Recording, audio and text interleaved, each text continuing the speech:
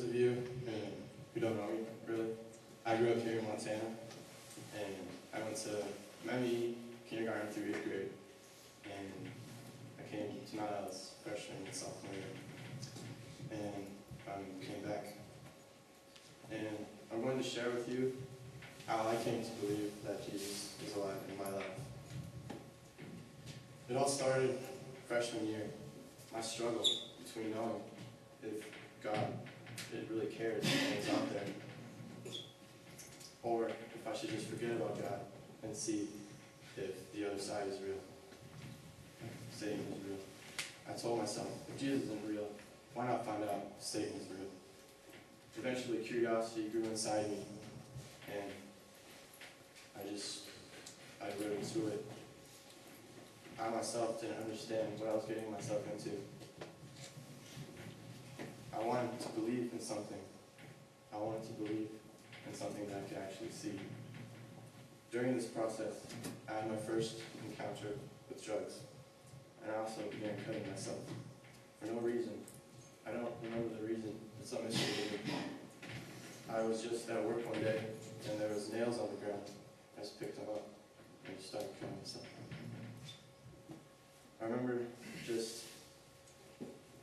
I just remember I didn't want any help. I say that now because I look back and I did need help. I was digging myself a hole that to this day I'm still trying to get out of. I just wanted to be part of the crowd. I remember just a hatred grew inside me toward God, and something in the back of my head telling me, seek out Satan. Something. You need to seek him out. So I did. I began to worship and do whatever. I look up rituals on the Church of Satan. So what do they do? I did everything I could to find out if he's there. I did this for half my freshman year. Nothing ever really happened, but every once in a while I'd be in bed, half asleep.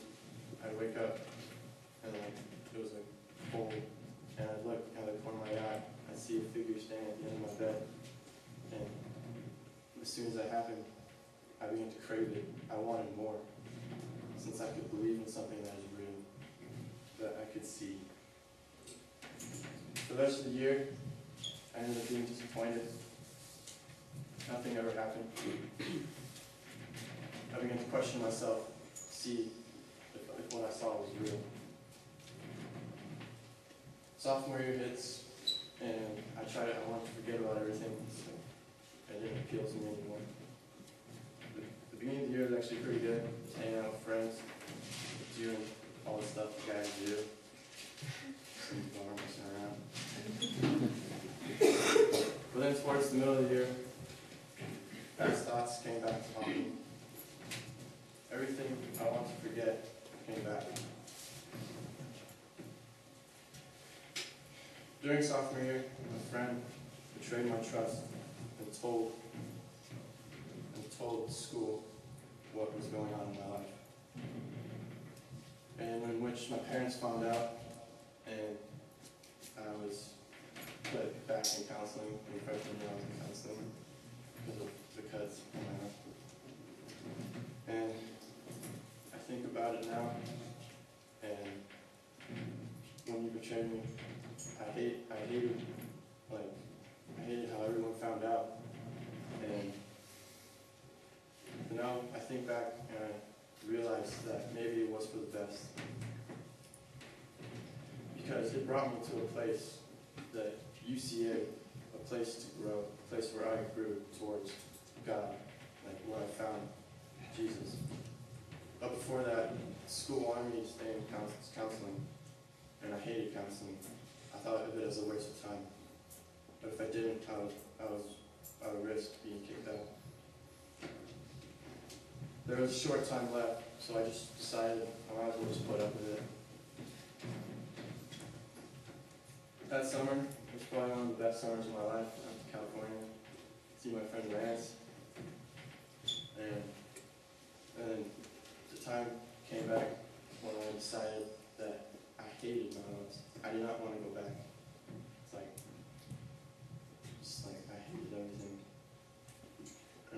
dad. I was like, Dad, I'm not going back. I was like, you can't make me go back. And he's like, well, there's nowhere else you go. I was like, why don't you send me to Bozeman High? And he's like, no, absolutely not. And so I was like, if you send me back, I'm just gonna sit there and I'm gonna fail. I'm not gonna do anything. And my dad was like, I know, I was being a brat. But I just did everything I could. I didn't want to go back. So my dad's like, well, you can either go to Mount Ellis or you can go to UCA. I was like, UCA? It's in the middle of nowhere. It's like, wheat fields everywhere. And so I was like, okay, I'm gonna go to UCA.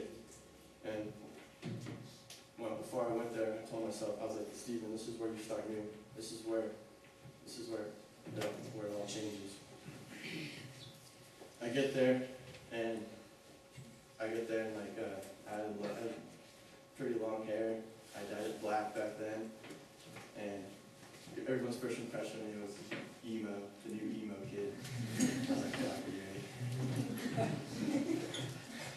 And they were like, I like walk in the dorm, like, they were scared of me and like thought I was intimidating. I was like, I just want to be your friend. So, well, like, the only friend I had was like Ryan Mosienko, and we didn't really hang out much, so I just like be in my room, just like eating my Cheez-Its. Thankfully that ended after like 2 weeks, and I began to make a lot of friends. Then the first week of prayer hit, and the pastor's name was Ron Sidney. She was an amazing speaker. He impacted a lot of us, including me. So, and he ended up baptizing one of my real inspirations in my life. His name is Juan Mendoza. And he became my friend because he just really reached out to me. But when you first meet Juan Mendoza, he's like a really big guy, like big Mexican, broad chest, like he's really scary. Like I was just like in the weight room one day, and like I never told my RA where I was going. Like I was on the 4th floor, and like Juan was on the 1st. That's where the weight room is. And Juan's like, he's like, Stephen, go tell your RA where you're at. I was like, okay. Oh, really intimidating. But yeah, he got baptized that night, and that night, I'll never forget that night.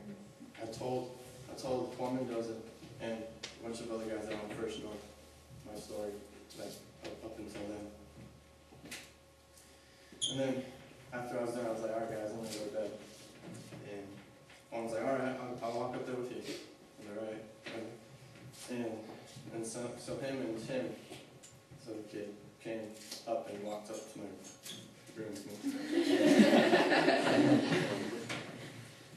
As we walk in, it's like, I walk in, like, I could see my breath. It was like ice cold. And I just remember Juan's like, he's like, why is it so cold? I'm like, I don't know, man. And then he's like, we just kind of like disregarded it. And he was like, all right, man. He gave me a hug. He's like, no matter what, I'll be here for you. And then out of nowhere, this rage came inside me. And I just grabbed Juan and I threw him out of my room. And Tim. And before this happened, I was like, Juan, whoever was in Montana with me, followed me here. And the last thing I remember saying is, it's breathing on me, it's breathing on me. And I remember after that happened, I look over and I see Tim crying and Juan Mendoza praying. That night, I told myself and the school, I was like, I want to find Jesus. I want him in my life. That this is where I began to find that Jesus is alive in my life. After that night, I was roommates with Juan Mendoza for a while. I would talk to him about everything. I'd tell him what's troubling me. trusted Juan, not only because he was my friend, and because he said he was my friend, but because of what he's done for me. That night, the deans told the girls' deans about what happened, and the girls' deans told the girls' RAs. And Juan's like, and I didn't want you to know, and Juan respected that. And Juan, that night they had an RA meeting, and Juan was like, he's like, if you guys tell anyone I'm gone, like he would leave school. And like, and Juan he's been there for a while, and like he's a real inspiration. Like everyone goes to him when they're troubled. And he's like, but you could say the big man of campus. And that really like impacted me a lot. It's like someone would do that for me, like I hardly know.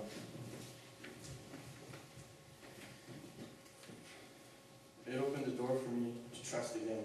I could trust people. Like I have friends that are there for me. Sooner or later I found out that RAs can't have roommates, and I was forced to move out. And so I was like, I guess I'll room with Juan Lopez. And he's pretty mean to me. At first, we became really good friends. But like the first day I moved in with Juan Lopez, he's like, do you need a desk? I was like, oh yeah, that'd be nice. He's like, well, too bad you're not getting one. Thanks, man. And we became really good friends. We hang out like on weekends. We go to music concerts a lot.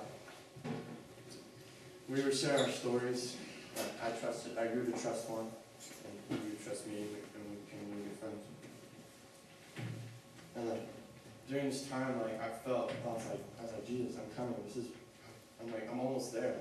Like I felt like I was on a spiritual high. I was like talking about Jesus all the time. It's like, and then when Satan comes out and she pushes me back into my hole. Second semester, this new kid comes, rich Korean kid. He got me into smoking cigarettes. And I just, like, my time was consumed, like, every day, like, just, like, during on-school grounds, it's, like, 3 a day, weekends, just blow through them like crazy. And I just got addicted. Not only to that, but other drugs, too. And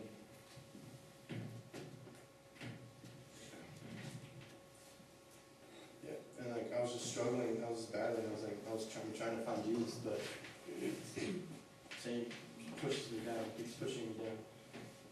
I'm trying. And student liquor credit UCA hits, and speakers that were amazing.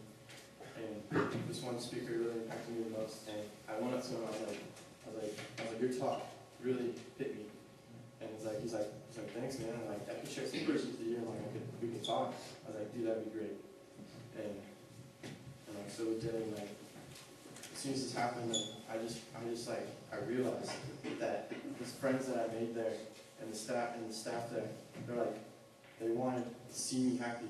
They wanted to see me in heaven. They wanted to help me in every way they could.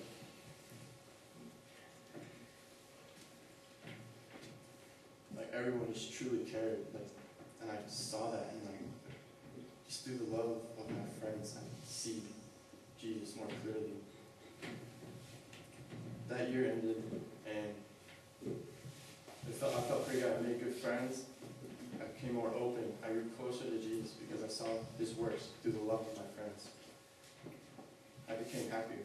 Summer hit, and I was back in Montana. I missed all my MU bros, and I remember some days I just thinking, just be like, man, I really miss my friends and everyone else. Like, I just really wish they were here. I had to read on Facebook how much good time we had, and I was like, I wish I was there.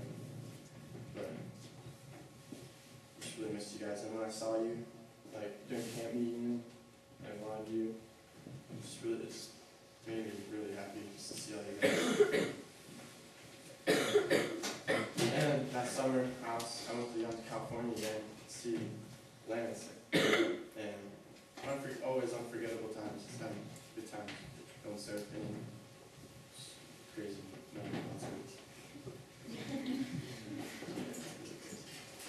No,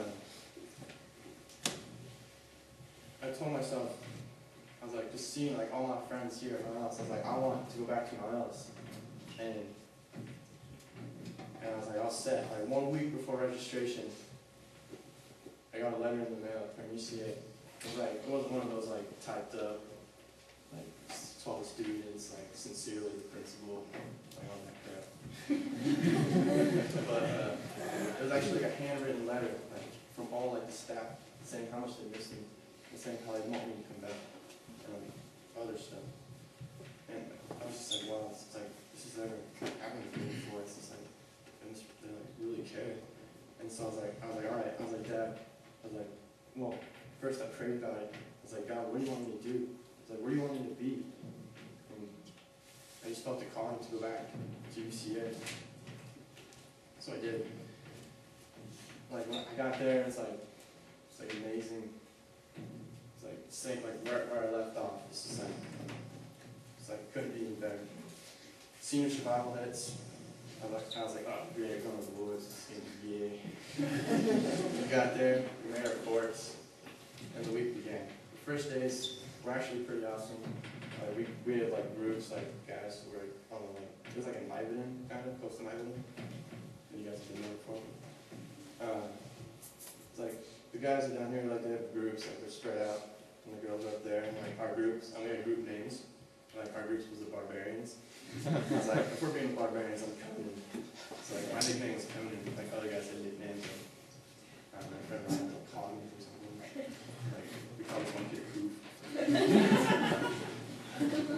His name was Dimitri. I grew closer to my fellow classmates during this time. And it was an amazing experience. And the last 2 nights hit me the most. Last 2 nights where there were students were given the opportunity to share their testimony and just give it to God. And like it was really powerful. Like, it's nothing I've ever seen before. And my friend Vanessa and Casey were asking me, they're like, Steve, you go up there and speak? I was like, no. Like, I don't even know. I like the senior class is like as big as like everyone here. And like I was like, I don't even know some of these people. I don't hang out with like a lot of them. And so I was like, I don't really know. So I'm like, I didn't really want to share it. I feel comfortable sharing. And then like there was like, Steve, you gotta go. I was like, I'll think about it. And like eventually those came down to the last couple. And like so I went up there and I shared everything. I just like I gave it to God. I lifted it up to Him. And after I was done, I was like, I said to my classmates, I was like, we, not only as a class, but as a family, can get rid of what Satan has done to in our lives. We as a family can overcome it if we just share the love of God, like through us, like reach out to other students. And I ended, I was like, I wanted to sing Grace Like Rain. And so we sang Grace Like Rain. And my friend Juan came up to me and we all, like everyone circled around. And I was crying my eyes out. I never cried so hard in my life. I was just like tears, like all my past pain for being washed away. It's like just lifting up to God. Through my experience there, it's just like through the love of my friends, I came to believe that Jesus is alive. Like they cared. Like they truly cared. Like, just like through the love of my friends. Like He's never been so real to me. And like, so I give you this challenge.